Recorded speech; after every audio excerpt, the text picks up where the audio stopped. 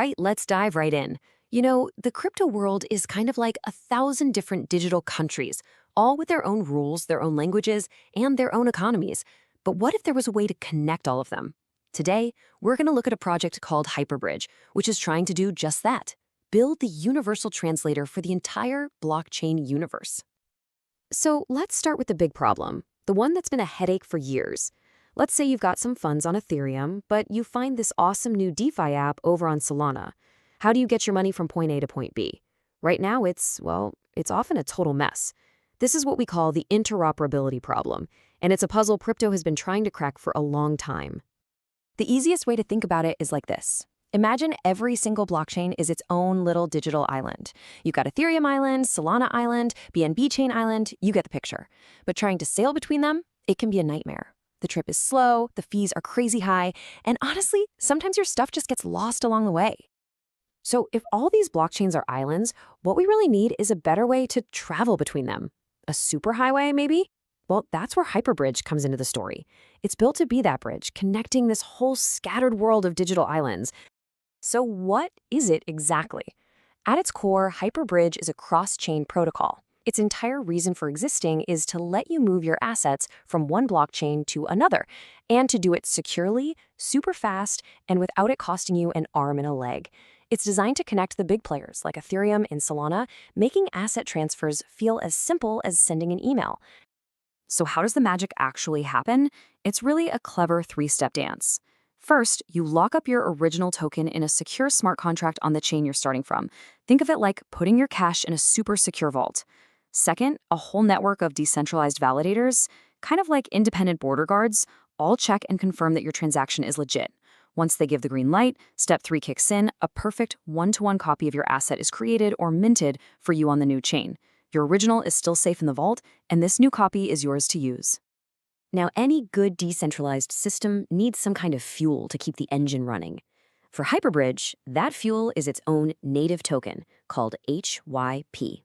Let's dig into what it does and why it's so critical for the whole ecosystem. Okay, let's talk tokenomics. When you look at how the HYP tokens are distributed, one thing really jumps out. A full 35% is set aside for the community and for providing liquidity. That's the biggest piece of the pie, which is a pretty strong signal that the project wants to be driven by its users, not just a small group of insiders. The rest is split pretty reasonably between the team, ecosystem partners, and a treasury for the future. So, what do you actually do with this HYP token? Well, it has 3 main jobs. First, you use it to pay the transaction fees when you move your assets across chains. Second, you can stake it, basically lock it up to help secure the entire network, and you earn more tokens as a reward for doing that. And third, holding HYP gives you a voice. You get to vote on proposals and help steer the future of the whole project. So the tech sounds pretty solid.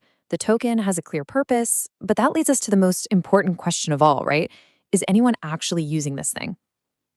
Let's check out the numbers. And the answer is a huge yes. We're not talking about pocket change here. Hyperbridge is already processing hundreds of millions of dollars in transactions every single month. This isn't just a cool idea on a white paper anymore. It's a living, breathing part of the financial plumbing of crypto. And it's not just a few big players moving money around. This chart shows us that real people are using it, day in and day out. We're seeing thousands of individual transfers every single day and thousands of active users sticking around each month. That shows real, organic growth. People are trying it, and they're coming back. Okay, let's tackle the elephant in the room for any crypto grudge: security. We've all heard the horror stories about bridge hacks. So how does Hyperbridge handle this? They've got a 3-layer defense system. First, their code gets audited by professional security firms. Second, they have insurance pools right on the blockchain to protect user funds. And third, the whole thing is secured by that big, decentralized network of validators we mentioned, making it way harder for any single bad actor to cause trouble. And this table really sums it all up nicely. You look at older bridges, and many of them are centralized, which creates a single point of failure. Hyperbridge's decentralized approach is a massive upgrade in security. And because of that design, it can also offer lower fees and faster speeds. Plus, it's built from the ground up to connect to lots of chains, not just 1 or 2 specific pairs. So Hyperbridge has clearly built a solid foundation that people are actually using. But In the world of crypto, if you're standing still, you're falling behind. So what's the plan? Where do they go from here? Let's take a peek at the roadmap. The team has a really clear vision for 2026.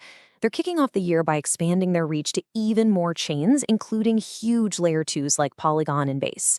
After that, they're focused on deeper integrations with DeFi, making it easier to move NFTs around, and they're always working on getting those fees even lower.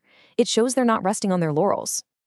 So let's zoom out for the big picture. The potential here is absolutely massive.